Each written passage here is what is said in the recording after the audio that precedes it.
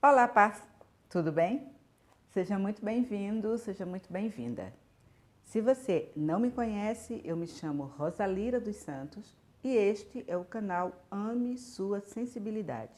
Ele é um espaço para você que é uma pessoa altamente sensível encontrar informações sobre o traço e dicas para lidar melhor com a alta sensibilidade no seu dia a dia. Hoje é terça-feira e é dia de papos e de dicas no canal. E no papo de hoje eu gostaria de começar uma série em que eu vou tentar responder a algumas perguntas sobre a alta sensibilidade. A origem dessas perguntas veio a partir de um post que eu coloquei na página, no Facebook, cujo link está aqui embaixo na descrição do vídeo, né? E eu coloquei esse post pedindo às pessoas, perguntando quais eram as dúvidas que elas tinham sobre a autossensibilidade.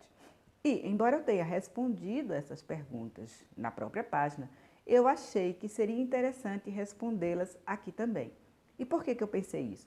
Porque já faz algum tempo que eu não falo sobre as características do traço em si. Eu sempre estou falando da alta sensibilidade em relação a uma característica específica ou a uma situação que é comum a nós, como, por exemplo, a questão de sentir-se afetado pelo humor das outras pessoas.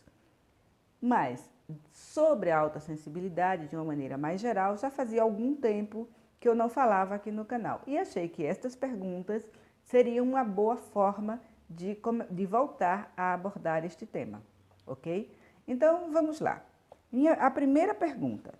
Descobri que o meu filho é uma paz. Ele tem 7 anos. Quais os cuidados que eu preciso ter para que ele não crie crenças limitadoras como as que eu criei e luto contra até hoje? Bom, eu imagino que essa seja uma pergunta que seja comum a muitas mães, né? Quando elas descobrem que o seu filho pode ser uma criança altamente sensível. Então, a primeira coisa que eu queria sugerir é que as mães e os pais que estejam nessa situação deem uma olhada na descrição aqui do canal, onde eu vou deixar o link para um artigo do meu blog, onde eu falo sobre crianças altamente sensíveis. Mas, para além disso, aqui vão algumas dicas para, como disse essa mãe, evitar que a criança cresça com a ideia de que a alta sensibilidade é uma fraqueza, de que ela não é forte o suficiente, tudo aquilo que nós já sabemos. Então, a primeira dica, lembre-se da sua própria infância. Se você é mãe ou pai de uma criança altamente sensível, é bem provável que ela tenha herdado esse traço de você. Então, lembre-se da sua infância, lembre-se daquilo que lhe fazia bem e lembre-se daquelas situações onde você não se sentia bem. E, lembrando disso, procure respeitar a sua criança e a percepção dela. Se ela diz que uma roupa incomoda, incomoda. Se ela diz que algo dói, dói. Tá? Então, não minimize as percepções dela. Preste atenção ao que ela sente e ao que ela expressa. A outra coisa, é claro, procure cada vez mais informação sobre crianças altamente sensíveis. Existe um livro da doutora Elaine Aron chamado Crianças Altamente Sensíveis e que, infelizmente, como o outro, se encontra esgotado. Mas existem versões em PDF. Se você entrar no Grupo Paz, lá no arquivo do Grupo Paz no Facebook, você vai encontrar o PDF desse livro e há nele uma informação realmente fundamental para pais e mães de crianças altamente sensíveis. Tá? E por fim, a última dica que eu diria para os pais que estão nessa situação é, por favor, respeite a criança e atue junto com ela. Nem super proteja e nem exponha a coisas para as quais ela não se sente preparada. O seu trabalho é atuar junto com ela e demonstrar que ela tem total apoio para ser quem ela é. E não a criancinha perfeita que vai fazer com que as pessoas vejam que você é uma mãe ou um pai perfeito. Muito cuidado com o nosso próprio desejo de aprovação social, que pode fazer com que a gente coloque uma pressão desnecessária sobre as nossas crianças, ok? Pergunta de número 2. Olá, a minha pergunta é sobre se as pais têm mais predisposição para a depressão, uma vez que a desadaptação que nós sentimos é tão esmagadora. Bom, até o momento, as pesquisas indicam que pode ter sim, veja, pode ser que sim. Tá? E por quê? Para entender isso, a gente tem que voltar um pouquinho aqui na questão da genética e até onde as pesquisas nesta área, sobre as pessoas altamente sensíveis, têm avançado. Aliás, eu tenho aqui no canal um vídeo sobre o que é que a genética tem nos dito sobre as pessoas altamente sensíveis até o momento. Veja, até o momento. Por quê? Porque esses estudos estão sempre avançando e, às vezes, eles desmentem conclusões que foram conclusões primeiras, né? Eles são revistos. Tá, mas o que é que diz a pesquisa sobre as pessoas altamente sensíveis e a depressão até o momento?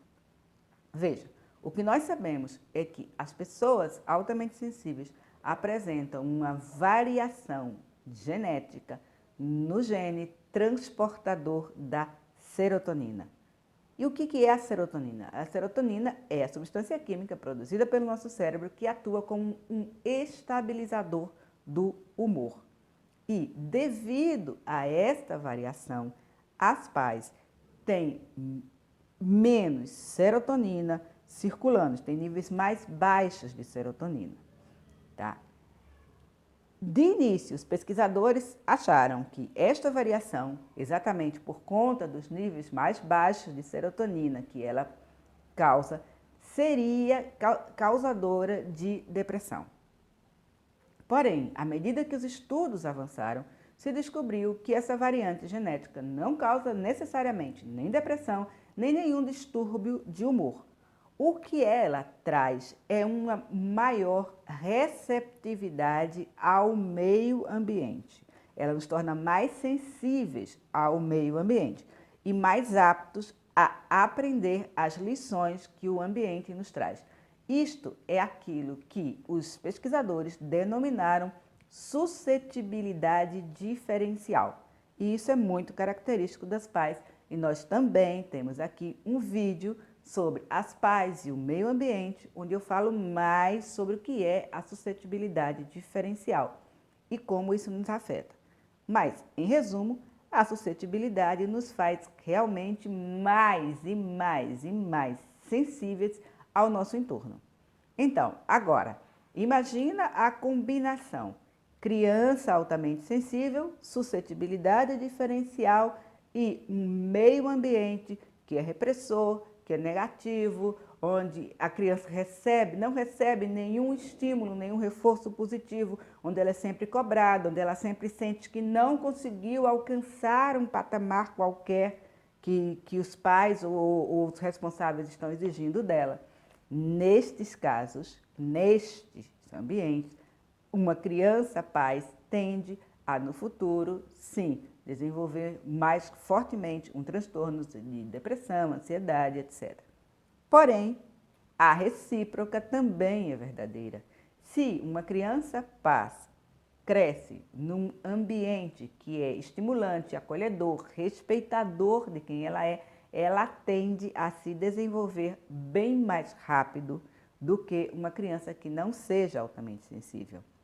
E aqui está a boa notícia, se uma pessoa altamente sensível, mesmo adulta, é exposta a um ambiente onde ela se sente valorizada, estimulada, apoiada, acolhida, ela também responde bem mais rapidamente, mesmo que seja portadora de um tipo de distúrbio como este que nós falamos.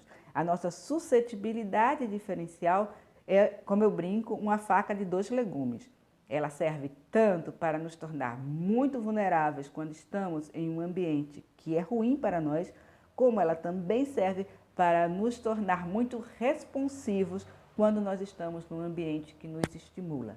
E é por isso que não apenas eu, mas a maioria das pessoas no mundo inteiro que trabalhamos com pessoas altamente sensíveis, insistimos na necessidade de que você conviva com outras pessoas que são altamente sensíveis, principalmente num ambiente que seja apoiador, que você perceba que aquilo que você sentia como algo errado e que lhe isolava não é comum a várias pessoas e que não tem nada de errado, que é apenas expressão do seu traço de personalidade.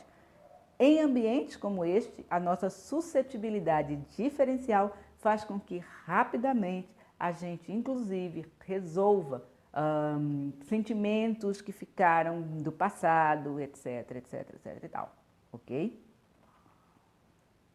Bom, pergunta de número 3. Procede a informação de que as pais possuem naturalmente menor quantidade de dopamina disponível? O que implica essa característica no nosso cotidiano? Veja, a gente tinha falado, através da pergunta anterior, a gente falou da serotonina, que é a substância que equilibra o humor, é o estabilizador de humor. Agora, outra pergunta genética, né? Mas agora a gente vai falar da dopamina, que é a substância química que é responsável pela sensação de recompensa no nosso cérebro. Aquela coisa, uau! Cheguei em casa depois de um dia de trabalho, fiz muita coisa, respondi muitas demandas, demandas da família, demandas de clientes. Aí eu me jogo no meu sofá e pego um livro ou pego o buchinho e faço, que massa! E essa sensação, que legal, é causada pelo nosso cérebro secretando dopamina. E o que acontece?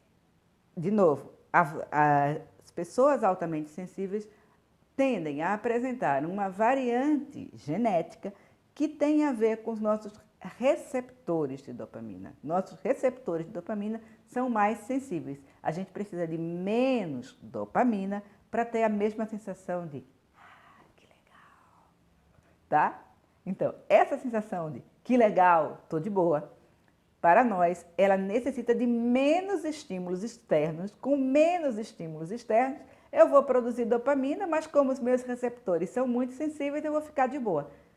Isso explica porque num sábado à noite você pode estar de boa fazendo maratona de Netflix, ou vendo, ou lendo um bom livro, ou cuidando das suas plantas, ou brincando com o seu pet, ou praticando o bom e velho nadismo, enquanto que o seu irmão, o seu parceiro, parceira, o seu amigo precisa sair, precisa ir num barzinho, precisa ver gente, ele precisa de mais estímulos. Por quê? Porque os seus receptores de dopamina são menos sensíveis. Então, para ele ficar de boa, para ele ou ela ter essa sensação de recompensa, precisa de um estímulo mais forte do que a maioria de nós precisa. Quarta pergunta. É possível eu modificar ou desenvolver um fator psicológico ou comportamental que iniba as características da alta sensibilidade sendo um homem? Uau! Esta é uma daquelas perguntas, né, brutais. Primeira coisa que a gente tem que perceber é a necessidade que um homem paz pode ter de, como ele diz aqui, desenvolver um fator psicológico ou comportamental que iniba as características do traço. Veja, essa necessidade não tem nada a ver com o traço da autossensibilidade. Essa necessidade vem da imposição cultural de um modelo de masculinidade.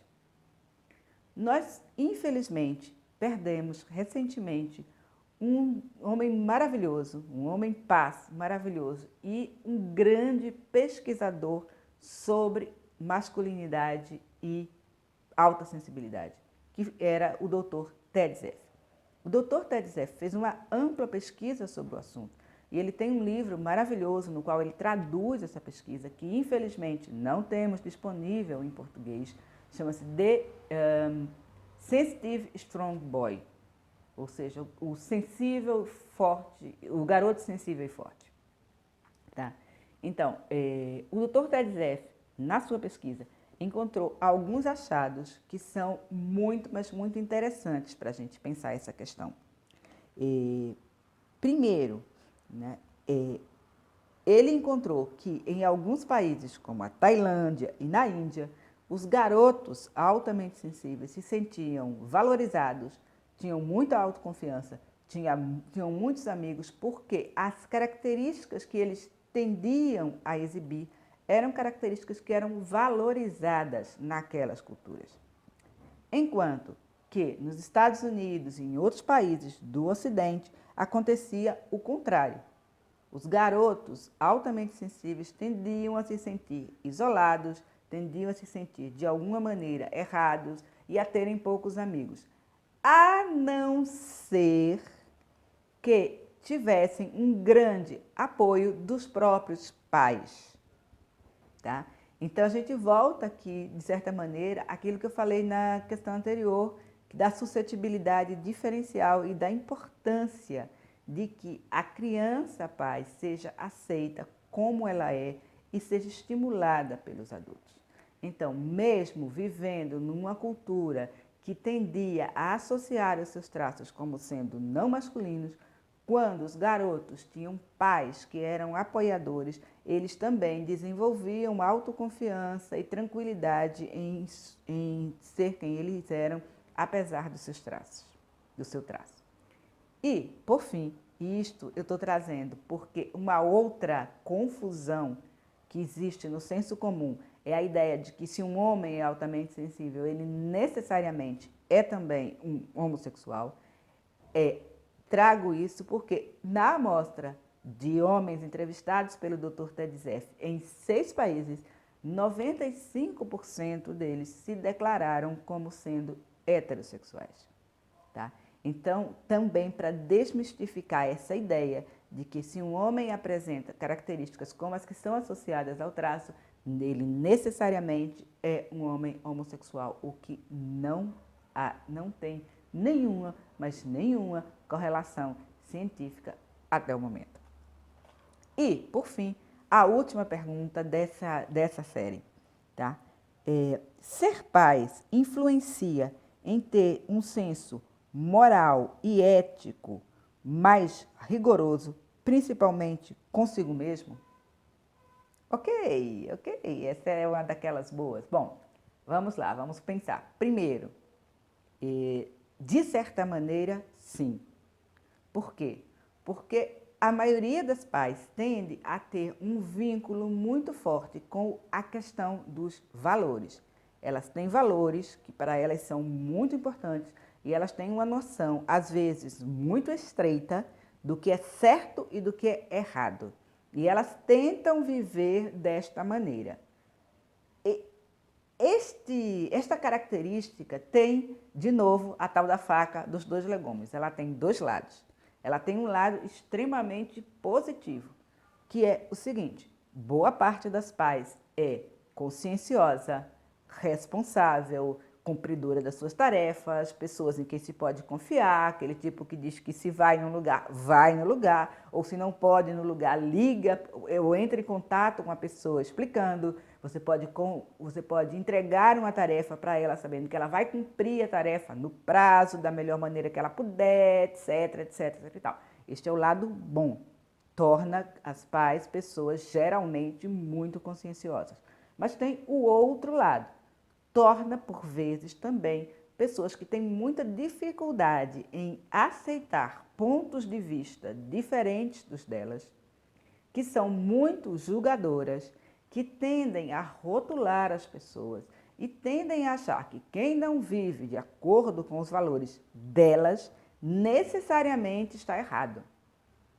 Então, embora isso seja verdade, embora isso tenha, como eu disse, esse lado positivo, que a gente deve valorizar, é necessário também ter bastante cuidado com esse aspecto do julgamento. E, na verdade, eu tenho também no meu blog um artigo bem recente, do mês de janeiro, em que eu falo sobre o peso que esse julgamento pode trazer. Você pode se isolar com essa atitude tão julgamentosa. Você pode não conseguir contactar realmente com as pessoas. Você pode reduzir o seu mundo a um quadradinho muito pequeno, porque você sai etiquetando as pessoas, como se você fosse um juiz. Tá certo, tá errado, tá certo, tá errado. E essa atitude julgamentosa, ela se volta contra você, porque ela alimenta o seu crítico interior, perante o qual também você nunca está totalmente certo. Sempre você fez alguma coisa que não foi legal, e quando você fala consigo mesmo ou consigo mesma, essa voz fala de uma maneira julgadora, pesada, agressiva. Você fez isso de novo, você não aprende, que coisa, ninguém faria essa besteira.